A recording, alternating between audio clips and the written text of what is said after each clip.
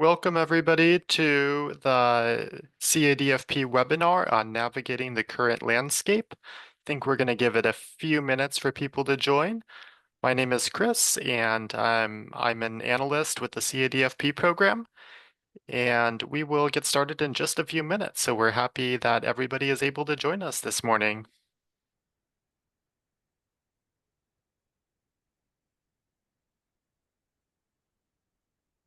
Okay, just Chris, let me know when you want me to start. Okay. Yeah, we'll give it just a minute or so in order for anybody to log in, and then we'll get the program started. Okay.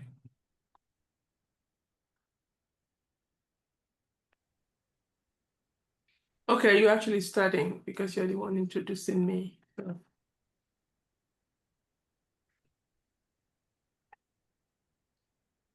As I mentioned before, everybody, thank you so much for joining us this morning for the webinar we are hosting on CADFP Navigating the Current Landscape.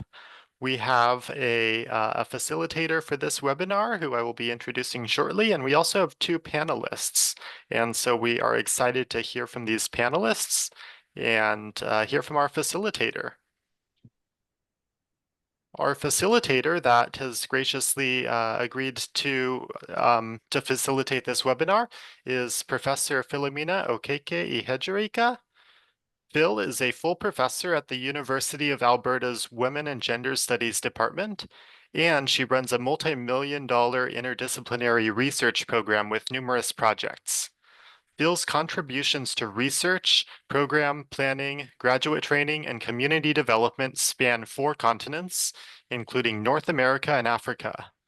Among the numerous awards, Phil Ihejirika is a Killam Professor, a Rotary Scholar, a Carnegie Fellow, a founding member of the College of Mentors for African Universities, and a collaborating researcher with the United Nations Research Institute for Social Development. And with that, please help me welcome Phil to moderate this panel. Thank you very much, Christopher. I am going to begin with the landscape we find ourselves. Welcome, everyone. We also want to let everyone know that this session is being recorded. Among the issues were being discussed, names dropped, among other identifiers, so you know. Research collaboration is one of the major focus for the CADFP, the program, and fellows have made remarkable strides with African institutions and scholars in this regard.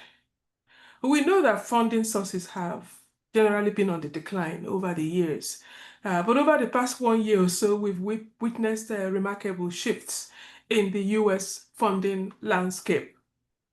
The effects of this have reverberated across Africa. These trends have crucial implications for research, particularly collaborative research. We know that it is with collaborative research that we can address large and complex social problems.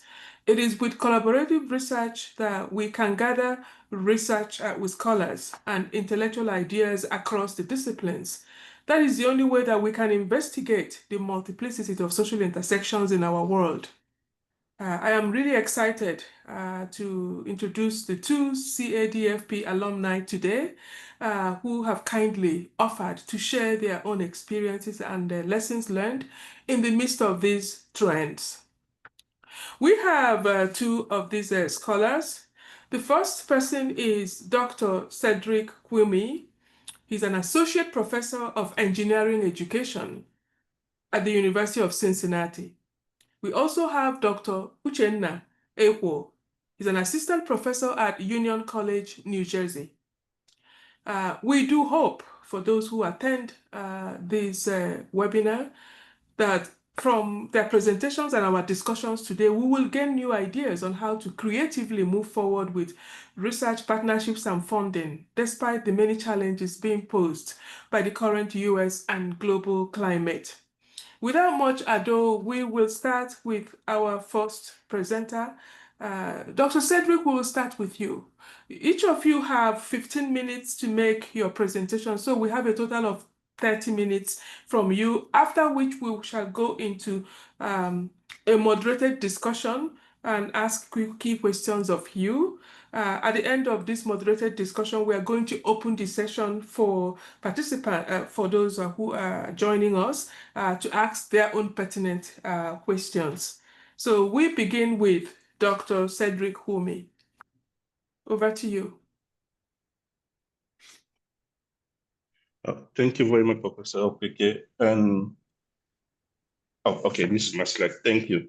So my name is Cedrick Kwuimy, as Prof. Okeke mentioned. I'm at the University of Cincinnati.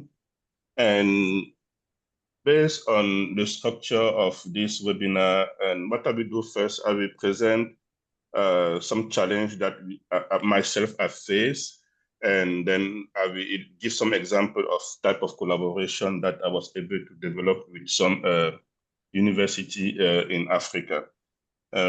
Next slide, please. Thank you. So I copied this graph from a published research.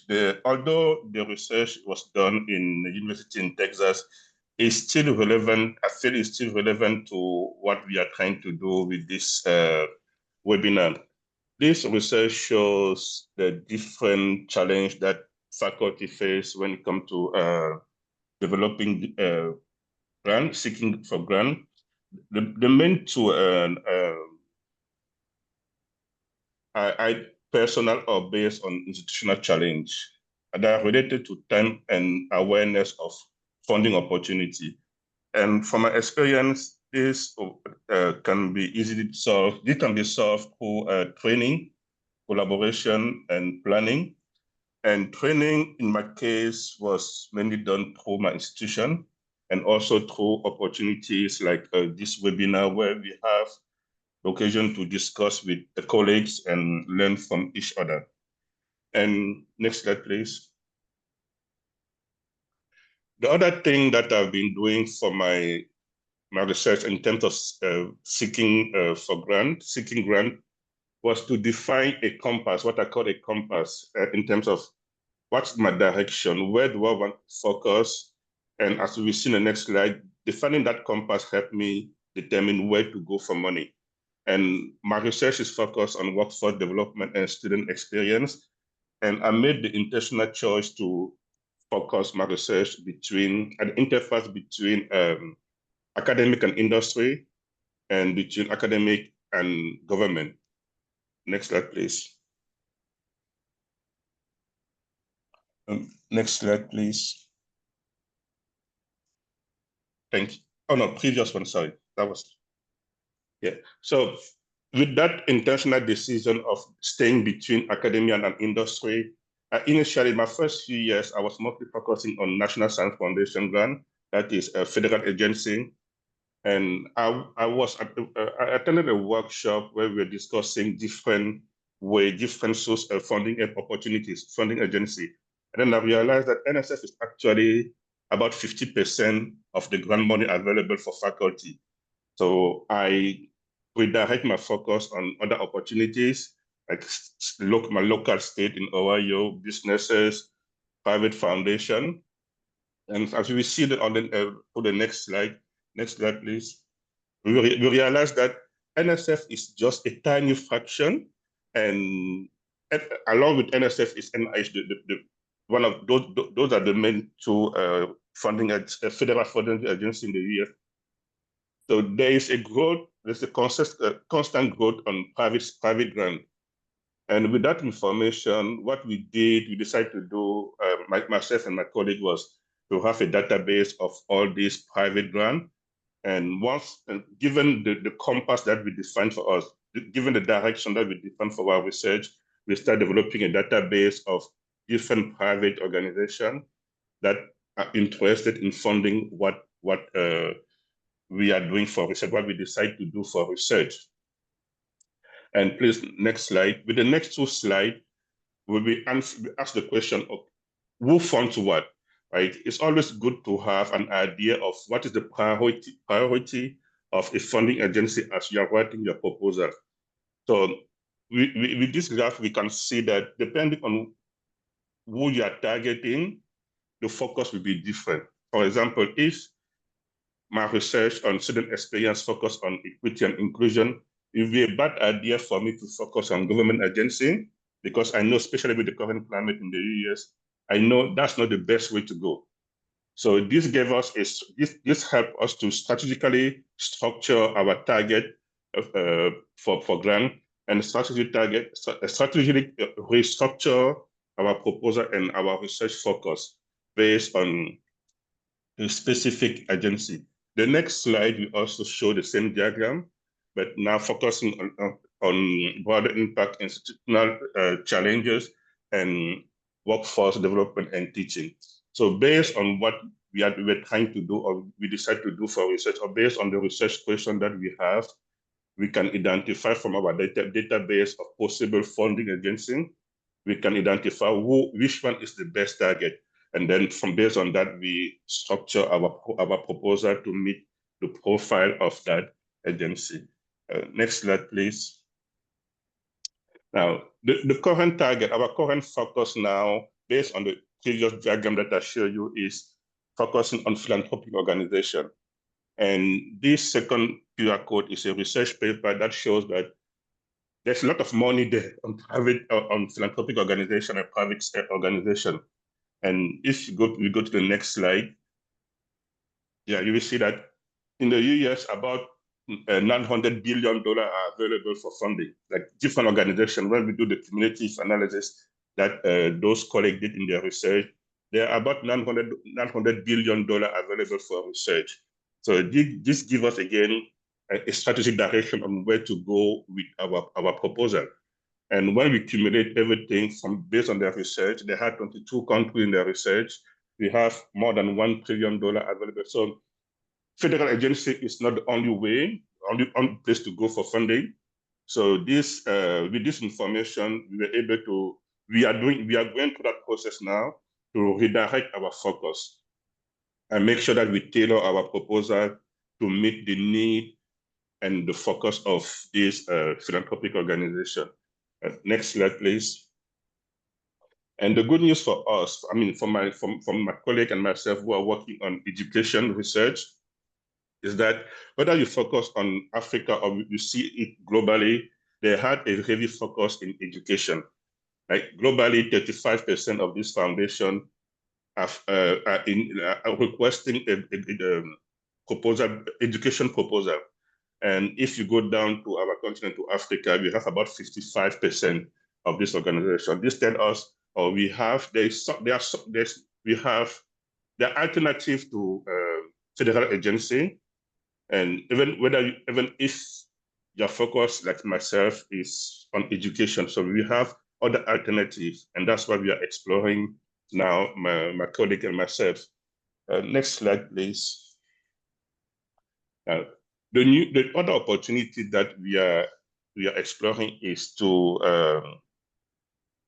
engage with our colleagues and in the continent. We started, I have more detail in other slides. We started collaboration with 2 universities in Ghana, University of Cape Coast and University of Ghana. It started as a student project and is evolving into faculty exchange. And the current step where we are now is to writing proposal. And as I will show in one of my next slides, we currently have one proposal funded that engage our students to work collaboratively on research project. Next slide, please. Yes, so here I'm trying to present some of the project that we developed by seeking, like I said, diversify our source of money by seeking grant at the institutional level, at the state level, and federal level, and also industry level. So this first one was funded by my institution. The idea was to provide money to faculty to travel to partner institutions and see what can be done in terms of research partnership.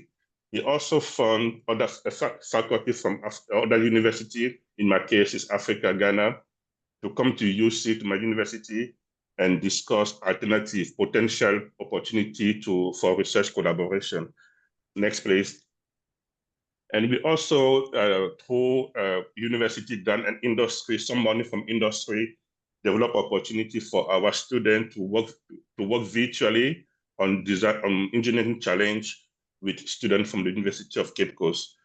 Building on that, we developed a study abroad. So once a semester, our students travel to Ghana to engage with students at the University of Cape Coast. And combining all this, next please.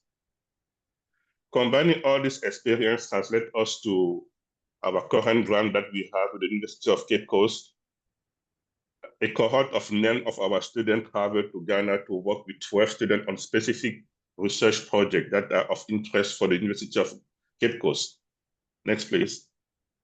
And we built on these 4 projects to receive a Carnegie grant for myself to go to University of Cape Coast, help them develop the engineering program and conduct a capacity building workshop. Next, please. Yeah, the current project that we are exploring, again, this is foundation, it's not federal money, is they're working on Erasmus grant to develop their PhD program in education. Although I do not qualify to be a co-PI, I still provide expertise because we know it will lead to bigger grants in the future.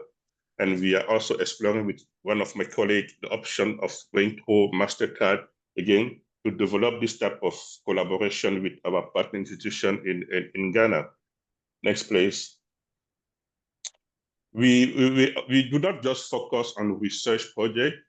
The idea for us is to see how we can build connections, how we can build collaboration with colleagues in the continent. So this program doesn't really fund research, but for us, it's a way to develop partnership. So we were able to go to Tanzania to conduct workshop in capacity building. Now, with the connection that we made with Arusha Science, we are exploring other venues for potential collaboration and apply for grant through a foundation or philanthropic organization. Next, please. Next, please. Thank you. And the current one, this is the big one. We start in January. Again, this is not a traditional federal agency like NSF. This is through the Fulbright program. We have a big project coming up with the University of Ghana. Again, is to focus on the 2 main focus of my research, workforce development and student experience, where we will support the university in revamping the first-year program. And the overall big picture of this is to see how we can leverage all this experience that we have been having to go big, to go national, and have a major impact, a larger impact on engineering education in Ghana, and from there, potentially affecting the continent and seeking for larger grant that will support our team here and our collaborators, our colleagues, and in Africa. So we are building from small grant, and then as we go with experience and time, we're seeking large and larger grant from foundation or from government. Next, please. Yeah, this is one of the options that I will be exploring in Ghana from a Fulbright, see how we can connect with industry. The idea here is to see, explore the process, the engineering process, the production process, and see where they have area of improvement. Describe the problem and seek money funding from those industries to see how we can provide, how we can improve the production, save them money, and conduct some research with local students at one of our partner university in Ghana. Next, please. Now, here we have about 1 minute. I added some slide to show some other option of funding that could be explored. This one is NSF. The NSF have 3 projects that could be explored for potential collaboration. The IRS, the ACELNet, and the graduate research opportunity for graduate students to travel overseas and conduct research. The next one is, next please. The next one is the Engineering Information Foundation. Yeah, these are very focused on engineering because that's my engineering education because that's my focus. The Engine Foundation is a small grant. It's $25,000, but it can be seen as a foundation grant. It's like a seed money for a bigger project. And next, please.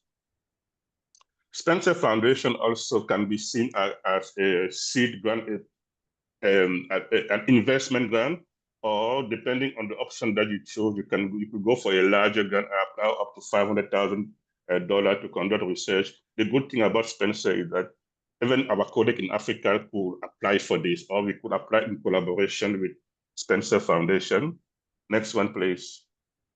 And here I have a list of other options that we are exploring. Again, the idea is to involve our colleagues in the continent. We are mostly seeking foundation that support research program in Africa, so we could work in collaboration with our colleagues there. And I think that's 15 minutes. Thank you. Here these are mostly state federal agency, but yeah, thank you. Thank you very much. This is so exciting. You know, what you are doing here, Cedrick, is actually building a huge kind of a group of people and places and just infrastructure. By the time you start mining this infrastructure in the future, it will be incredible. This is something we often don't have the opportunity to do, but I thank God for people like you who, for one reason or the other, was led this way to begin to build infrastructure. One can do their own personal research and go on and become a full professor and get on with their lives, but some people want to go with others, and you appear to be one of them. And I know that this infrastructure is building, it's a huge one. And then better we would bring in others. And also the fact that you are making it very pertinent to what is happening in the continent, trying to bring others in this problem-solving arena. Thank you very much. I think we're already learning. At this point, I think we will go to Dr. Uchenna Ekwo to also give us his own experiences. Over to you, Uchenna. Thank you very much. So my conversation will generally be part of the experience I also got from Nigeria and what happens, around the world. But basically, we are familiar with the challenges that most higher education face today. So that's why I'm talking about bridging the gap, through innovative partnerships, for sustainable higher education funding. So the truth about the matter is that there's declining public funding, and rising tuition fees, not just in Nigeria, but also even around the world over here.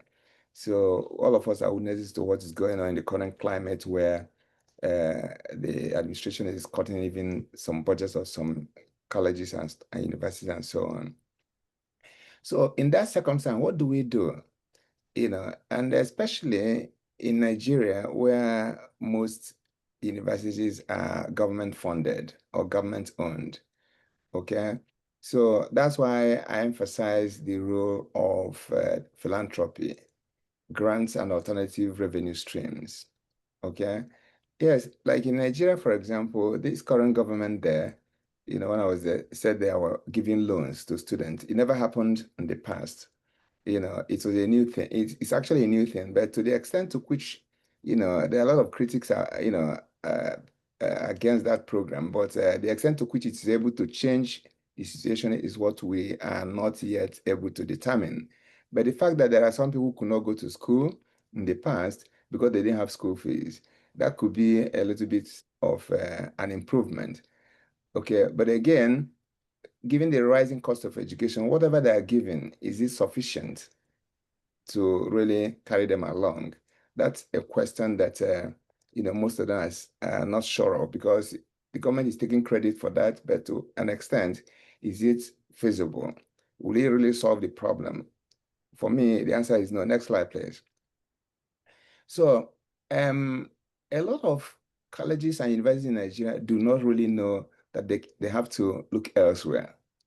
It was shocking to me that they don't know they could reach out. They just depend on government funding, the subsidies, salary, everything. And the thing is, has made them to stay where they are.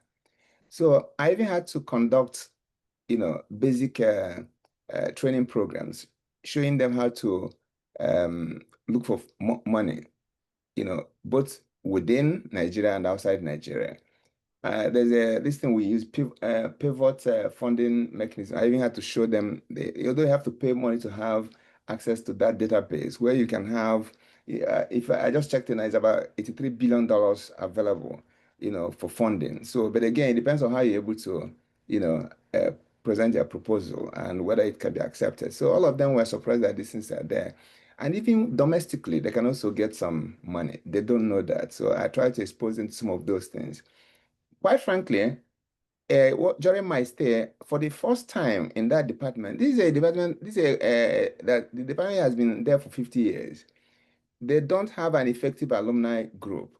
I successfully helped them to convene the first alumni homecoming, and they raised some money, which, even the shelter, some of the things they built there. So they didn't know certain things could happen, So next slide, please. So there's a community radio, the radio station in the department, but they're not using it effectively. And this is a place where they can even advertise, ask people to advertise, sponsors, and do events, programs, and all, to raise some little money to offset some little costs here and there. Most radio stations, and again, I even had to take them to the National Broadcasting Commission for them to get a license to be, and it's very easy for them to be able to commercialize the place and have some little income coming into. They're about sorting that out, and because I'm still following up with them, and that is very encouraging in my view. That you could have some extra source of income just instead of just depending on government. Next slide, please. So what did I do, when I realized how, things are over there? There is an organization that we run here. It's called Center for Media and Peace Initiatives in New York. So we decided to set up a Nigerian version of that center. We call it Media Education Development Initiatives for Africa, Media, essentially to increase their awareness to the importance of technology, digital literacy, and media literacy. Because my research actually focused on the potentials of local news or local journalism, to power Africa's democracy. And what I discovered, were so much that I thought that this is an underutilized opportunity. Because most news organizations, is also a problem here in the United States, focus on big tech, big guys, and big businesses and all that. A lot of things are happening in the rural areas. People are not participating, in governance. All right. So there's need to actually, we realize that to be a full participant in today's contemporary governance or culture requires not just consuming messages, but also creating and sharing them. So they have to be, part of it. So to fulfill, the promise of digital citizenship. So I realized that most of the faculty, actually, I called in the leadership of the campus newspaper to my office. I asked them to write their names, and they were right. I gave them my laptop to, put their names. They didn't know how to use the computer. I was shocked. They said they use their phone. I said, but this is something they couldn't. So I realized how backward they were technologically. To make matters, or even the faculty members are as terrible as that. So that's what informed me to say, okay, let's develop this partnership to see how we can help. All right. So next slide, please. So we even signed this is the rector of the institution. Actually, this guy assumed office after I had left when I had finished the fellowship. So, but they told him about me. He called me when I was coming out from class one Thursday evening, honestly. Someone called me. I picked it up. So he said, yeah, that he had heard so much about me, da. So, we had a conversation. I brought up with this idea. I said, okay. He said he welcomes that 100%, if I could help him. So we developed an MOU. That was the signing ceremony we had this April 29th. He called the management team, and we had this. And as I'm talking to you, next slide, please. So we discussed issues about workforce development. As you can see, the higher education landscape continues to shift. So colleges must find a way to meet the demands of the industry. Because in most of these colleges in Nigeria and perhaps Africa, their products are not even, competent enough to get into the industry to get in there. So, and they are not primed to do that because of the kind of education they get. Sorry about that, because it's about the British colonial arrangement where there was so much emphasis in the past about certificate, paper certificate. Most of them are not able to demonstrate what they have studied. So I emphasize this skill acquisition and entrepreneurship program, whereby even ordinary people can just have a professional development courses, 3 months, they pay some fees and they get a certificate that they have been, it could be electricians, it could be plumbers and all that. And that way, there's another income stream to the university coming in gradually. So these are non-credit courses, and people would generally welcome that. So because of the name of the institution, it's the crown jewel over there. So a lot of artisans would like to say, I have a certificate from IMT. So, and they pay money to get that. And that will encourage industry academia collaboration. Okay. So, so that could be a way to balance institutional budget and other priorities, and also maintaining their good name as, like what we emphasize, community engaged college or community engaged universities that are kind of socially relevant to the environment they operate. Next slide, please. So, the role of technology, like I just said, explained a short while ago, these guys don't know about technology, and it's amazing. I'm really surprised. So I even had to deliver a lecture about AI and how they can leverage on that, even supporting students and faculty, and other ways they can reduce, cost of education through AI activities. I also try to introduce them to NVIDIA to see if they can, provide some support to them. Because one other thing some of them don't really know, that most colleges or most places in the global south do have some sympathy when they are applying for funding. It may be outside of that environment. So, but they have not tapped into those advantages. So there is need for industry-led digital transformation,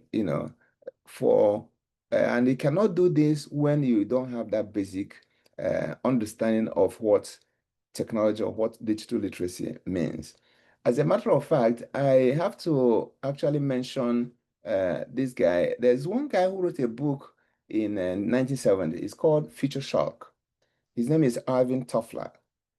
So there's one quote. He said, the illiterate of the 21st century will not be those who cannot read and write, but those who cannot learn, unlearn, and relearn. I repeat, the illiterate of the 21st century will not be those who cannot read and write, but those who cannot learn, unlearn, and relearn. So that was the emphasis. That was the emphasis I brought to that college, because of my stay there. But you have to retool yourself. Even some of these faculty guys, yeah, to be honest with you, I was a product of the 80s. There was not like Google when I went to school, but I had to, adapt to the changing environments that are coming. So, but these other faculty members, they are not making efforts. So that's why I set up that digital lab. You call it Media and Digital Lab at the college. You're going to see the picture. Next slide, please. So with limited funding, I was able to set up this, and the students are using that, and the faculty as well. We are paying the instructors there. This is separately because the college, because we had an MOU. If I had just given it out to them, they will either cut it away and mess it up. But this, because of the MOU we have, they give us a space in the college, and we have a schedule for people to come and learn to improve their digital literacy. Because like I said, there's just no way you can survive in this environment if, for example, you don't have digital and media literacy. So part of it is also to include digital and media literacy in formal education. to kind of be a bridge across digital device and cultural enclaves. Okay, that's a way to energize learners, make connections across subject areas, and a means of providing more equal opportunities in digital environments. That's the whole idea of setting up this. So, and besides, we're also using this as an experiment for student journalists, for them to learn, hone their skills about news reporting, especially targeting local journalism, local news. Some of them, the hope is that this place will be a kind of hub where even mainstream media can now access, to get information about what is happening in rural areas. Okay, so like I said there, so part of it is also is envisioned as a transformative platform that will equip students, faculty, and journalists with cutting-edge tools and training in data journalism, produce and distribute localized data-informed stories that spotlight community issues and governance. So it will also serve as a cost-effective bottom-up approach to fighting corruption and promoting civic engagement. Because quite frankly, in course of my research, I realized that even in rural areas, there is as much corruption as you find in Abuja. Yet they will be accusing the Abuja guy of being corrupt. But some of them in rural areas, are also as corrupt. But nobody's talking about that. So, and it's also affecting the basic lifestyle of people in rural areas. Next slide, please. So as part of that engagement and collaboration, again, this is what they have lacked. I had to use my contacts because I have a very rich social capital in Nigeria. So I linked up this college with the Signature Television. It's a private outfit. You know, now some students go there to do internship and they are honing their skills because they don't have a very great TV studio in the school. So, and this guy is also helping them in one way or the other. So that's what I was able to do throughout that period. You can see the picture where the chief executive of Senator, who is actually my friend, received me and took me around the establishment. And I was able to connect the organization to the institution to provide some, basic knowledge and also to partner. For example, with that college and myself and this organization, we are starting the first ever public opinion poll of politics, everything going on there. This is also another way of getting money, but it's down the line. So people can sponsor such research report and all that. So, create awareness of public awareness on basic public policy issues happening in the environment over there. Next slide, please. So, like I said, because I think I'm conscious of time, I have a lot of things to talk about, but we have to be conscious of time. So, as a way of concluding, really, I listened to my brother from Ghana, very insightful, discussion. One thing I think is clear is that the future of higher education lies not in isolation, but in collaboration. You can't do it alone. And this idea of just depending on one source, it doesn't work. All right. So the challenges we face, whether financial, technological, or pedagogical, demand innovative partnerships between academia and industry. There are a lot of prominent Nigerians, for example, who are rich, but nobody has approached them to say, can you help me in this area? I even told them how they can even reach out to some millionaires to invest and give them naming rights. You can name a studio after them. And because of the ego thing, they will just want to do. I know most Nigerians like something like that. That's way of getting money. And you put their name in one office or one room and all that. Just find a way of, massaging their ego, and they will bring out their money, which they wouldn't have brought, otherwise. So by reimagining how we work together, we can unlock new pathways for sustainable funding, relevant learning experience, and inclusive workforce development. So let this webinar be a catalyst for action. That's what I can say, where ideas evolve into strategies and strategies into transformative impact. I really thank you for being a part of this conversation, and we look forward to actually working together, because part of the challenge in most African environments is that they work in silos. Today's environment doesn't require that kind of environment. There's, like, even in journalism, we talk about collaborative journalism. So like Cedrick and Professor Ihejirika, it's even important that sometimes all of us can also team up to see how we can, support a lot of things happening in Africa. I'm here in New York. I'm in liaison with some of the African ambassadors here, and I know the kind of conversation we do have about doing a lot of things in the continent of Africa. I have also been around most African countries advancing some of these issues.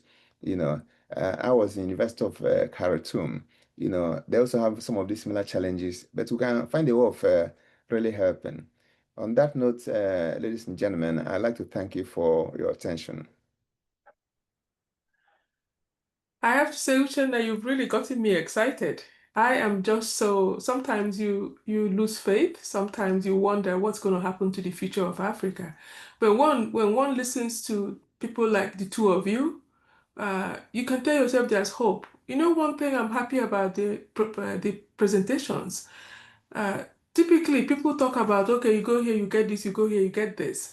That you're not looking at the institution as just a place where we do research, but you're talking about a place where we generate meaningful knowledge, knowledge that serves our communities, where we train people, we train Africans and other people, I mean, across the world, we train young people to become useful to their environment. That is not simply doing research for research sake. I think some of the hope for research is breaking away in Africa because maybe sometimes people don't even know what they're doing research for. In some of these, if many of the institutions, because I do work with a good number of African universities. In Nigeria, I work with a lot of them. And of course, when you start working with CADFP, you get into the Association of African, I think it's AAP or whatever they're called. It's Association of African Universities, but it's really an association of African vice chancellors. That's where you begin to see that there's a whole lot of work to be done. And the work is not simply going in, but actually building building infrastructures, building pathways.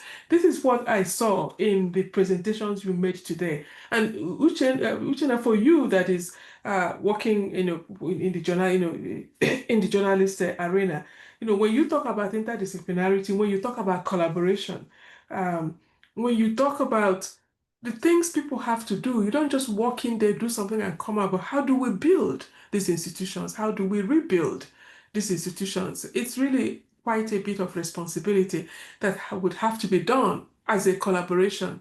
And I am definitely will come back to two of you because it tells me that there's a lot. There are more people that we can engage in this.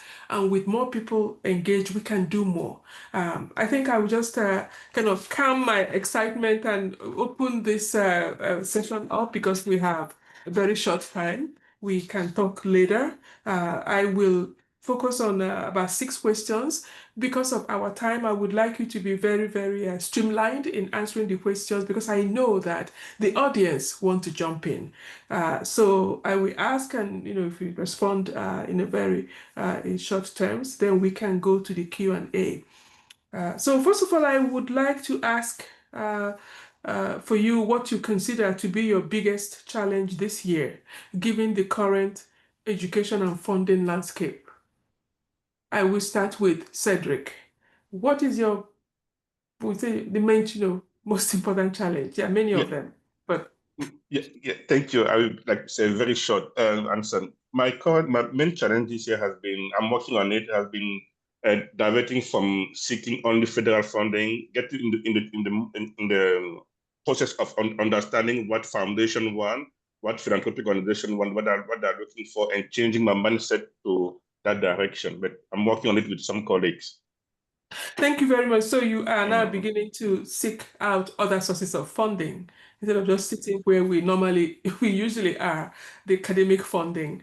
And Uchenna, what is, what would you consider your biggest challenge this year to accessing funding? Quite frankly, almost similar to what he said. However, I'm really worried about interference of politics into education. That is the key because we had this problem. We had a problem in the first place. Now this one is an addition to the existing problem. So I thought that every government should prioritize education as something that opens doors for everyone. So, but today, what we are seeing is a situation where a government does not recognize the importance of education for whatever reasons. So that's the greatest threat I think we have. Yeah, thank you. This is the one that is an emergent thing that nobody knows how to handle yet, because education used to be that cow, but sacred cow. But now it looks like it's being touched. But we'll see what our audience have to say in this respect. I will go to the second question, and I will start with you, Uchenna. To what extent would you say your research is interdisciplinary? Yeah, definitely. Like I just said a short while ago, the fact, because journalism is such that it weaves into every segment, public policy issues, corruption issues, even the procurement of like the engineering aspect of it, and so on. So the promise of digital citizenship is such that everyone wants to tell his or her own story, right? And people should have that freedom to be able to do that.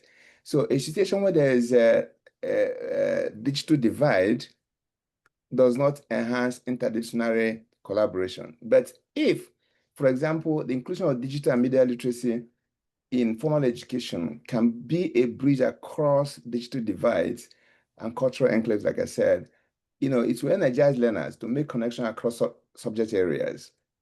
That's just the key. And the means of providing equal opportunities in digital environments. So as much as we are concerned about freedom of expression, the fact that people should participate in what is important to their lives and not be dictated all the time to what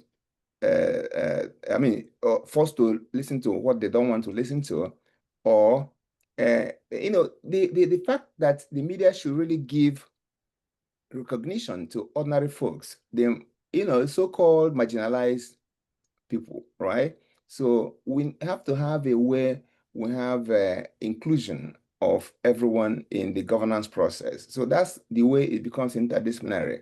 Because we are talking about corruption, we are talking about um, putting a legislation, talking about putting some laws in place. You are talking about even a local government chairman who is probably not doing well, so that's where it is. So we have to put a spotlight on some of these challenges that we face on a regular basis. Even what we just mentioned right now about how even there's a threat to even people's ability to express themselves. And in such a situation, the society is, there's no discipline that will exist when we don't have freedom, because even basic academic freedom is now a challenge. So, and it shouldn't be like that. So that's part of the research work that we're looking at, to see how we can, leverage the opportunities of technology today to give everyone a fair chance to participate in a democratic society. Okay, so yeah, definitely, technology is a major pathway to interdisciplinarity. I don't know how we can work with that if we don't have the room and also the opportunity given to as many people as possible. I will just jump on to you, Cedrick, to share your own thoughts on the extent to which your research is interdisciplinary. Oh, yeah, thank you. I think by definition, my research focus has to be interdisciplinary because we're focusing on workforce development and student experience. So it applies to all field of engineering. And as we do that, we integrate the knowledge from social science.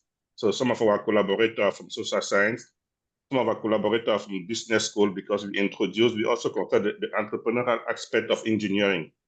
So it's a combination of these three major fields: social science, us in engineering, and our colleague from the business, the entrepreneurial side of engineering. So those three combinations make it interdisciplinary by definition. Yeah, thank you. Actually, we have really mentioned the whole thing about collaborative research. That's why many of us go into collaborative research.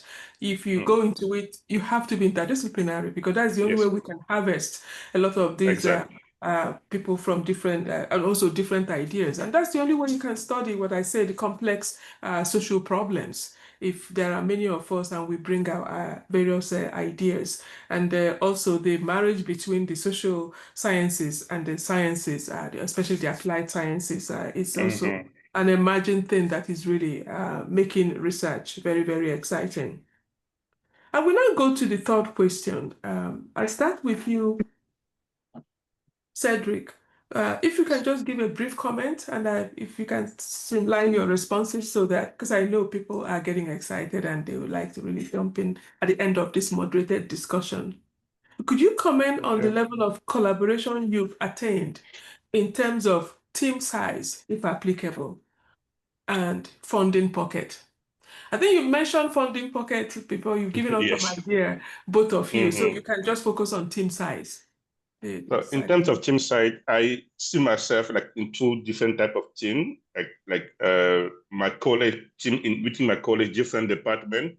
So we have currently a project that involves 5 departments, and we're also looking at the international part, like my collaboration with those 2 universities in Ghana. And in Ghana, we have at UCC, University of Cape Coast, we have 3 faculties, so that's four faculty, including myself. Institute of Ghana, we currently have 2, so that make it 3. So on the international side, I would say the largest team I'm involved in now is a team of 4. On the national side here in the US, I would say a team involving 7 people, but from 5 departments. Yeah, thank you very much. So you're actually looking at in terms of the scholars, where they are from, and also institutionally, the institutions that come into that partnership. Thank you very much. Yeah. So, Uchenna, what would you say we would be? I mean, in terms of team size, I would, that you've engaged in your research. Okay. So, at the end of that research work, today we have a group. We pick them from North Africa, 5 major groups, subgroups in Africa: North, South, East, West, and Central Africa. So there are other reporters or faculty members who are really keen, because the interesting thing is that some of them actually consider part of my interviewees when I did that research. So we now set up a group that will meet on WhatsApp to discuss issues around this area. And my host university, my collaborator in that college also, I have also helped him through my institutional linkages. So there's one young man who did internship with us in 2014 that I connected him with. He's a professor in Japan, so he's going to do another fellowship there. All right. Then, of course, there's another lecturer in that department. She's a Reverend Sister. I connected her to one of my friends in university in Brazil. Because when we met in July here at the United Nations Committee of Experts on Public Administration, so she was there. I linked both of them up. So such institutional linkages are helpful. And most importantly, we are hosting a leadership program in March of next year as a result of this partnership. And that's going to be in Nigeria as well. So currently we are working together, planning that event as well. I think I also mentioned how we also set up some volunteers of students who we're experimenting with on local reporting news hub. Thank you very much. You made a point which Cedric implied as well, and that is the idea of building teams. I see in your research and your actually university experience, you are building students, building programs. Because these are the things that give value to what, when we come into research collaboration, the kind of, you're talking about team building, some that may not have to do with you, but you see yourself connecting people who can do very important work. Without that connection, they won't get to know each other, or they may not even know that there's a room for that kind of work. So part of it, our work is also this matter of looking around us and finding ways to keep building these teams as we go. Thank you very much for that. I think I've come to the question that perhaps a lot of the members of the audience are waiting to hear, and that is your own advice or your own thoughts on what is happening in the present landscape. What recommendations or advice do you have for other CADFP alumni who are in need of diverse funding opportunities? Considering the funding cuts from USG opportunities and others that we are witnessing, what are your thoughts? I think I'll start with you, Cedric, and if you can streamline your conversations, because when we finish this, then we will be moving to our Q&A. Thank you very much, Professor. And I think in terms of recommendation for our colleagues here in Northern America to collaborate with our colleagues in the continent, I think the first thing is for me, I will consider that the first thing is to understand what are the challenges they are facing in the continent and the problem, because we live in two different systems, two different contexts. Our colleagues in the continent, they do their best in the condition that they live in. They do their best with the infrastructure and the challenge that they have in the continent. And we have a different perspective from where we are in Northern America. So it's first to understand that and find projects that both help the institution in Africa and support our career here in the US in terms of promotion and reappointment, and now seek for funding. Now, with the current climate in the US, it's really challenging to have government funding. So it's to diversify, right? Look for other options, other opportunities. That approach seems to work because there's money available there. We just need to find the right problem, find the right organization, and make sure that the problem helps both parties, like our colleague in the continent and our institution here in the Northern America. Thank you. Thank you very much. We have to start doing our homework because from what you actually showed it very well in your presentation, how we can diversify. First of all, you need to define your compass. Where do you want to go? So you can match where you want to go with who funds who. Thank you very much. Uchenna, what are your thoughts on what other CADFP alumni could do in this current very challenging funding climate? Okay, the first thing I want to say is that we should manage expectations.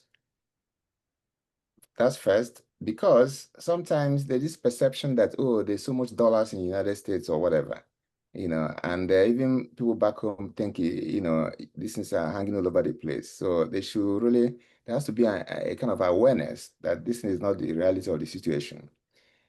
Whereas we can have all these funding opportunities here and there, yeah, we should not lose hope in that. But most importantly, you see, sometimes when you're looking for something too high, you don't even know this thing is just right there under your feet there, So I want to emphasize domestic, local sourcing of funds. There are little things there that people ignore. 1, 2, 3, they drop little like that and they magnify. Instead of just looking to this place doesn't seem to be working anymore. And they should also emphasize organizing special events. There are a lot of special events that you can also do, and if it becomes regular, you can also make money. Even something as simple as liaising with some airlines and they give you free tickets and you do raffle draws, you could make some money from there. There are other ways you can do this. And another unique thing is for people to leverage the importance of the alumni, because alumni impact is key. Because when what I did with these guys, then I discovered that because some don't even know the names of people who passed through that college, most of them are in prominent positions, eager to help, but nobody's approaching. I even told them, check their birthday, have a list of all of them, have an alumni relations board or whatever. This person's birthday is today. Send him a birthday notice. That's what they do here. I get the birthday notices to say, oh, today's your birthday, congratulations. To know that, your school still remembers you. When you come back to them, they can support you one way or the other. So that's what I will encourage future to encourage our people back home to be able to be doing. And finally, I've said this, when I addressed the Pan-African Parliament in South Africa, the future of the world is in Africa. So have that mindset that everything is possible. Don't give up. No matter all these issues we're having right now, you can never give up just because it's not there. Africans know how to, they are resilient people, and if they have that mindset, they will get into high places. I yield. What you're, started talking about here, this idea of not just managing expectations, but looking into the opportunities at home that we often ignore. A lot of scholars in Africa do ignore because they always think that this money is coming from the other side of the ocean. There are all kinds of wonderful projects that can be done that do not cost a whole lot. I think we need to continue to emphasize this as people who go to the continent and help them to open this the pathways to these projects. The one of alumni is something that I don't know why many of these universities have not. I think part of it is also that most of them are public universities, so they just wait for the public thing to drop. It's not dropping as much anyway, so we have to start finding way to really steer them to begin to look over their shoulders to do some of this homework. I would say that a lot of what both of you are doing is what many of us should be doing too, building teams, building relationships. Because when you start doing things, when the right research project drops, you know where to go. Some people are thinking of a research project and they are thinking of who they want to connect with in Africa because they don't have that connection.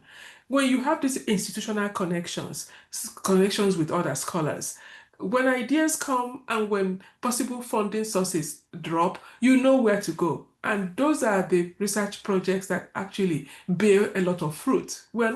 We know that we're not doing this simply to publish. Giving our location and giving also where we came from, we can't afford to do just that.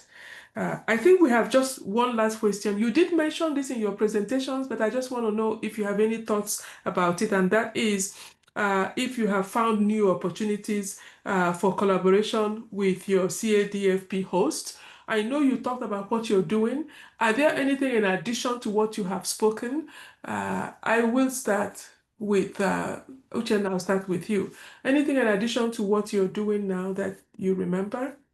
Yeah, as a Doing matter of fact, because of the local news lab that we set up in that college, there is this the State University actually reached out to me through the head of Department of Mass Communications. To be honest with you, it was just yesterday I sent the MOU to them so that he can give to the Vice Chancellor the review, because he said they are going to meet today to review that. And if everything goes well, we are going to also replicate what we have there over there.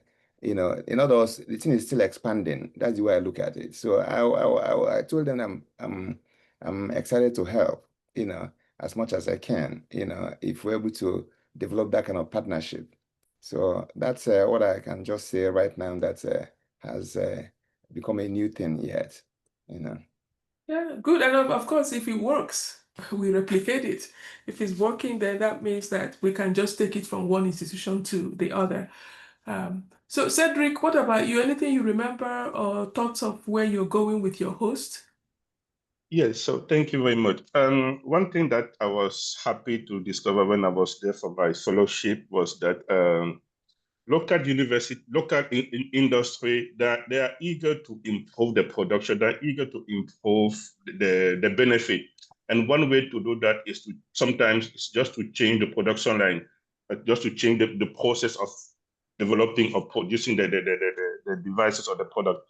And they're eager to work with university to employ students to support that production. And this is another nice area that local faculty can seek funding sometimes in collaboration with us in the diaspora. So I'm happy that there are some industry who are engaging in supporting academia in Africa. And I was happy to find that. Thank you. That's definitely something for other universities to hear. A lot of them, they don't mention this when you're talking to them. It looks like they have not even investigated. Yes, sometimes you have to tell them this is the problem, because sometimes they don't realize that this is the problem, right? So you go there, you discuss with them, it's okay, your production could be improved by doing A, B, C. And if you convince them that at the end of the day, they want to make money, they want to make profit. So if you show them that, okay, this research will improve your productivity, they are willing to engage in that. And this is really what much of what you mentioned here, both of you as presenters, the idea of doing research that is meaningful.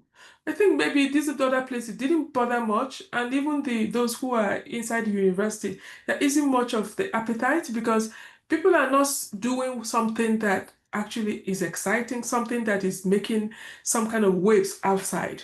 We're looking at research as something very academic. We finish, we publish our papers, and we move on. And now we are coming in a new gird, and that is a situation where we are talking about something meaningful, where we find partners. We are not doing research inside. We go out there to get partners.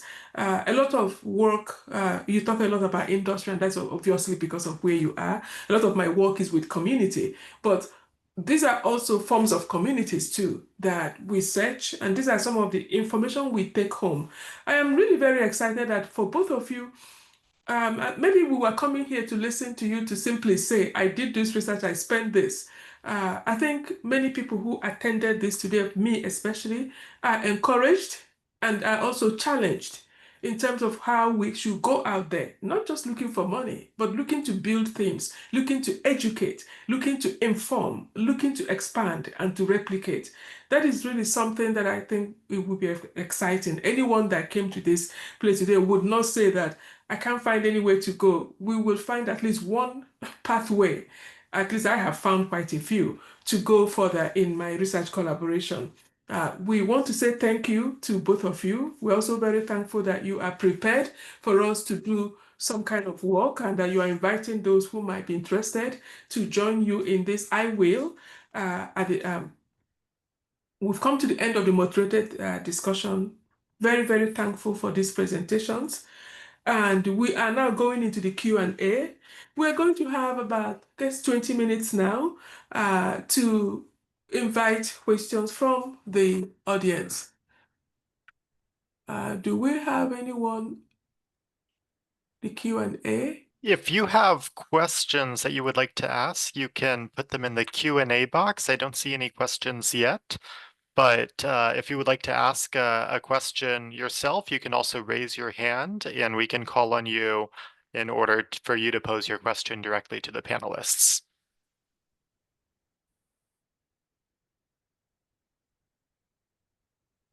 Perhaps I will start with my own question. My question to both of you is really what advice you have for helping the new universities.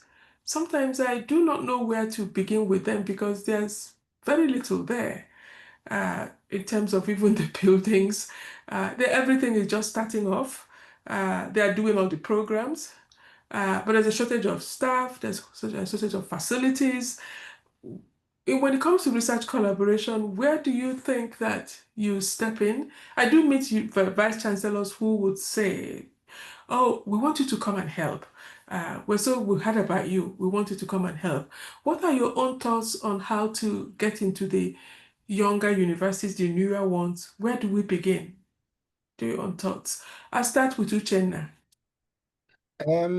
Well, it's a system, a challenge of the system, because sometimes some of the universities are not, they're not ready for prime time, and yet they get certificates. I mean, give them listen to start their universities and all that. I've been approached by there's one guy in Owerri who reached out to me that he wanted to set up a university. I asked him a lot of questions. In my view, I told me you're not prepared yet. So, what you have a team, he doesn't have a team. He said he has a piece of land. And he was reaching out to me through his relative that I was in America. I would bring money to help him to set up a university. I said it doesn't work that way, So that's one. Another thing personally I've done is there's one university in Uturu, Gregory University. I was able to help them to even get affiliation with Rutgers University. The owner of the school is rich, all right, but that's my only little contribution to see a way I can internationalize some of their operations. That's perhaps one little way I know because of my own social capital as well. Other than that, if someone wants to set up there has to be a standard, instead of just building, you don't have structures and some of them don't have enough resources to pay them. There's the former governor of Enugu State set up one university and he's paying his lecturers peanuts and he's controlling them up and down. So most of them are living and stuff like that. So it's not just so I just think the system, there has to be an oversight of the system to ensure quality. And it's not just having makeshift stuff and they call it a university. But in terms of collaboration, how can you collaborate with someone in that kind of environment that doesn't have a desk, it doesn't have a computer to work with? So it's really difficult, and some of them are just there because they don't have a job. It's not that they're there because they're happy about it, So I think just the help one can render is on an individual capacity, not necessarily. So the system has to, I once had a session with a director in National University Commission, and a whole lot of things happen, Why would they be approving universities because of all the other Nigerian problems we know we have? And somebody will just, you don't have all the rest of it, you have the connection, you want to set up a university and all that. So it's challenging. So because even the government ones have not survived, how much more someone who doesn't have the substantial capital to set up a university? So I think it's a system issue in my view. Yeah, it is challenging. Cedrick, your thoughts? Yes, thank you very much. I will just be adding to what just said. I will take a specific case of one private university in Ghana. And again, I'm sorry if all my answer get toward engineering is what I know best, or engineering education. That's okay. Yeah, thank you. I think the question would be, why do you want to create a new university in Africa? And what I like about that university I'm talking about is called Academic City. It's not just about training future engineer to go and seek for job. It's about training future engineer who can somehow impact the economy, not just go and look for job, but create job, like entrepreneurial. So they are going beyond what we tend to do in the US. In the US, we tend to create future employees, right? That's how we tend to train. We know what employer and need from the employer from graduate, and we check those boxes as we train them. Now, the new philosophy that they have there is to create people who will have the technical proficiency to be as a professional engineer, but we also have the idea of, I don't want to be, I don't have to be an employer. I can also be an employer. I can also create business. I can also transform my idea into a business. I can look for a problem in my community, my village, and my society, and I make it a business to create financial resources for my country.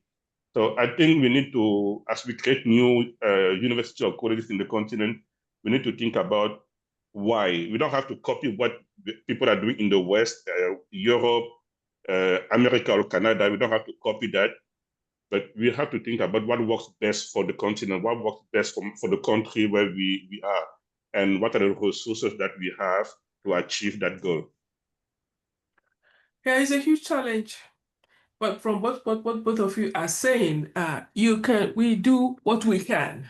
We contribute where we can. I will also agree that along with this, what Uchenna mentioned, universities all over the place, every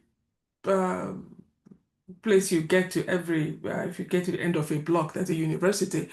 I think there's also, from the conversations I have had with some of the people in Nigeria, the Ministry of Education, there appear to be, like I don't know if it's happening in other countries, a focus towards technical education. They appear to be recognizing that these people are not getting jobs, that we're just churning them out every year, and they are basically just tramping the streets and with no jobs and with no training to afford them anything. And so there's talk I haven't seen a lot of action, but at least the understanding. There's a new university now in Nigeria. It's called the University of Technical whatever. What they plan is to basically get people through technical education so that when they come out, they will begin to work. They do stuff like that. They set up their own outfits, and instead of just not having anything to do, there is a pushback toward that literary education. So that is we look at that. As for the other factors that Uchenna mentioned, like he said, we can help on individual basis. We can't change the system. We hope that whatever we do with these universities that we're able to do will impact ultimately the system. I have something here. There's an anonymous attendee here who asked a question. It's not right in the middle of this matter of collaborative research and the collaborations we have with our African scholars and their institutions. But he asked two questions. It looks to me like, Chris, you may be the one to answer these two questions.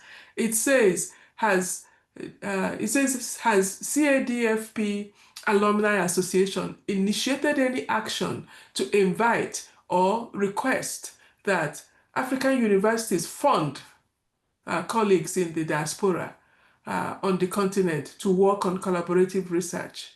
That is, has CFDFP, their Alumni Association, has it initiated any action to invite or request that African universities fund fellows in the diaspora? And secondly, what are the top funding priorities of African universities? I don't know if number two is part of our question, but definitely the first one, I will go first of all to both of you. Do you know anything about if the alumni has initiated any of that action? Chris, you can also come in here. I just want to say, like, from CADFP's perspective, we have not had any communication with the AU regarding this, but I'm curious to hear if any of our colleagues or other alumni have reached out to the African Union in order to request funding or in order to collaborate in any way. So if anybody has any insights about that, we would be happy to hear. Yeah, I don't, not to my knowledge, and from what I have been doing with these universities over the decades, I don't think they're in a position to, most of them will not be in a position to fund. What I know is happening in some of the African countries is that the Ministry of Education itself is finding ways to get people from abroad, what CADFP is doing, but doing their own CADFP to bring people to work in Africa, to bring people to do student training, to do curriculum development.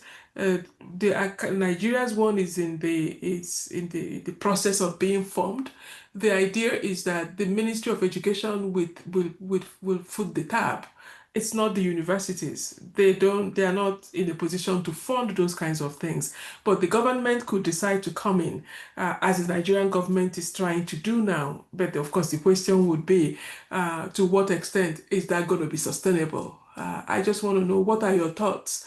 I'll start with Cedrick.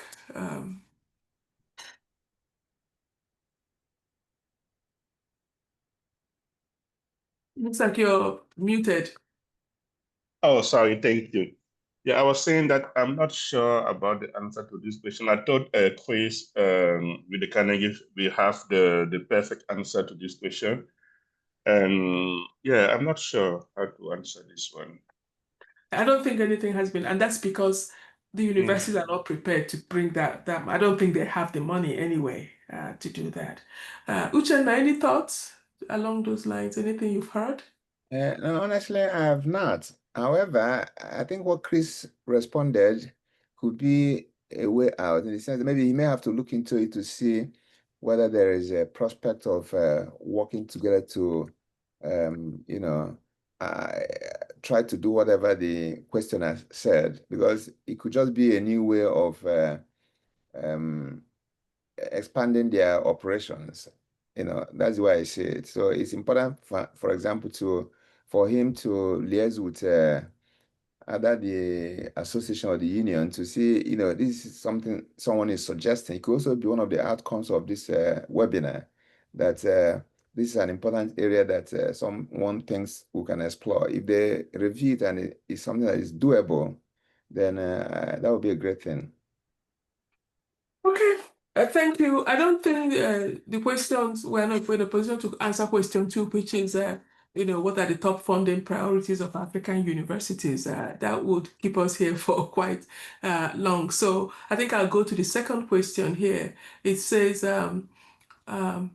can you give specific examples of strategies which we can use to maintain sustainable partnerships with our colleagues in the Global South after the CADFP Fellowship?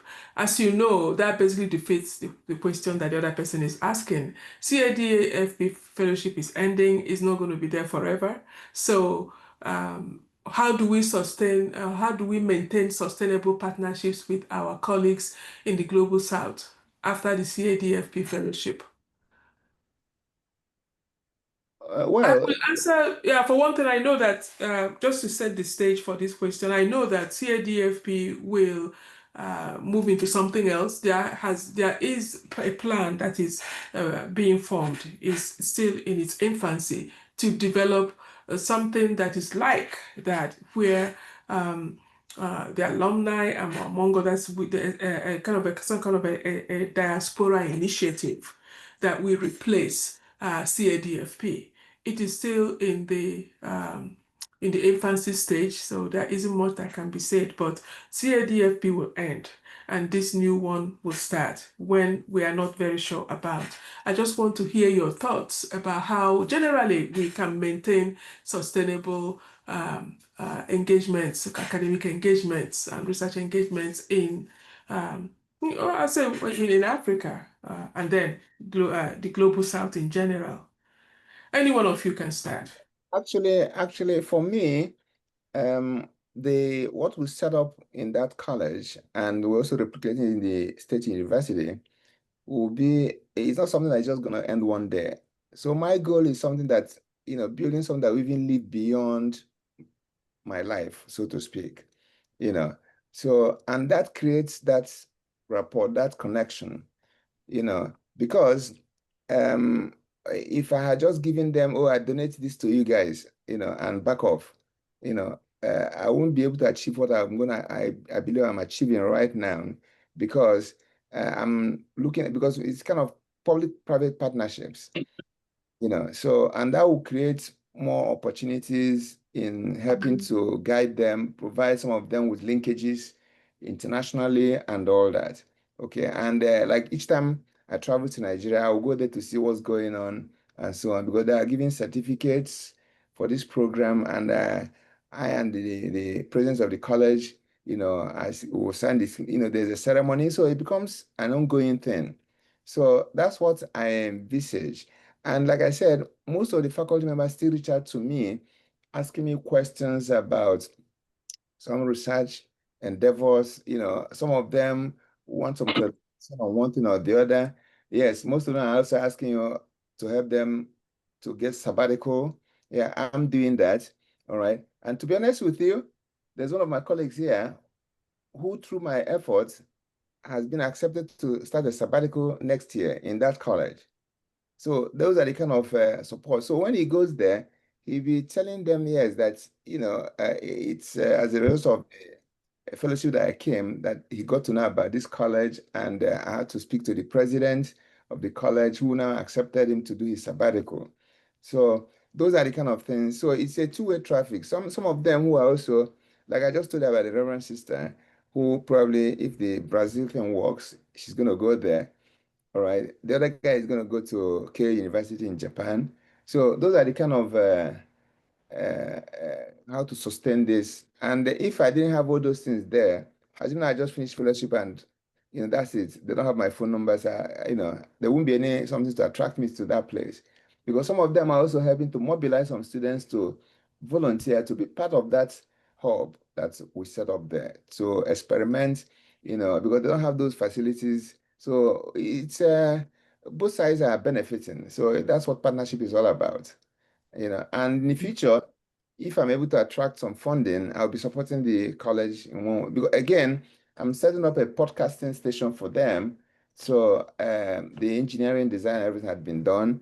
So those are things that will be sustainable. And I'll be looking for ways of even getting some equipment here, sending it back to them and that kind of stuff. So those are the way I just think, you know, Thank that's you very much. You know, Uchenna, what you're actually talking about here is use every opportunity to build linkages.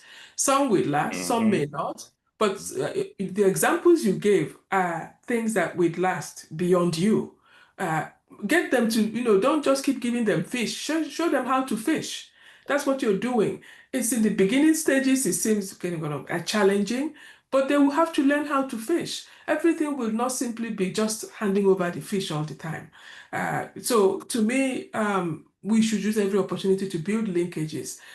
We should look at linkages that probably are the ones that are sustainable, and some of them are sustainable because they start working, like the examples you gave. Cedrick, what are your thoughts? Yeah, I think it's very similar, and I think like I will use an analogy to what we do in engineering. When you solve a problem, you need to understand what is the problem from the perspective of the person who has the problem.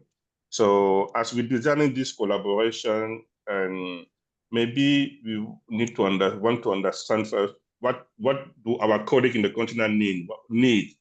What can we add in this project that will satisfy them, right? For most of them, in general, is they want to be able to have a strong dossier for promotion. They want to be able to publish. They want to be able to impact the community. So if the project is designed such that it satisfies my need in terms of my professional development here at my institution, and it satisfies the same need for my colleague in the continent, and there are opportunities for our students to grow. We will all look good from our institution point of view. We will all progress in terms of our professional journey, and they will find a way to get engaged. I mean, that's my experience so far. The project that we have currently with the University of Cape Coast, the colleague, there is a way for them to publish because they're doing actual research. And through the project, we were able to buy some equipment that the university could not provide for them. So now that we're able to equip the lab, and that the project also involves the student. So it's a win-win. So once we understand what they need, we're able to integrate those needs in the project. Everyone will feel engaged, and the collaboration will continue. And we want to stay a little bit, to stay really far from the approach of designing a project here in the US or Canada and going to implement it in Africa, right? Without involving our colleague from the beginning, without involving them in the conception of the project. I mean, that's my experience so far. Yeah, thank you very much. What you're actually saying, as we explore these partnerships, let's make sure that they are real partnerships, that everyone benefits. Well, people will not run away from what they benefit from. They will get into full swing if they benefit from it. We have other questions. There's a question about the African Union getting involved in this. I think it's something I will quickly answer. And the ones I know that we have gone to try to explore, the African Union could endorse, but it's not in a position. It does not seem to be interested in actually putting some kind of fund into it. What we know is that their members are trying to create these kinds of diaspora resources in their own countries through their own members who are overseas. But in terms of the African Union itself doing that, it's not happening.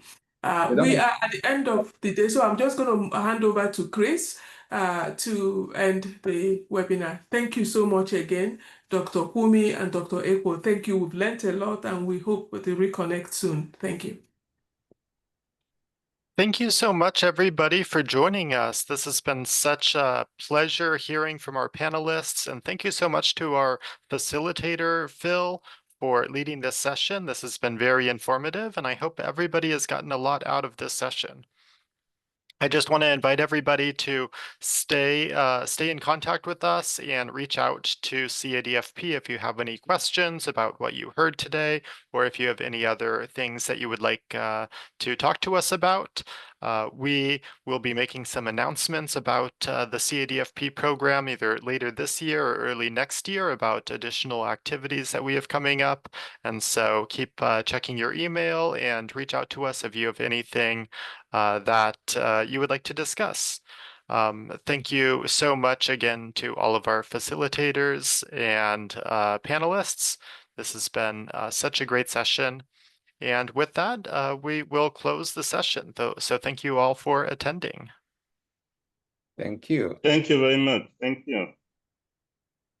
Thank you. Bye, everyone.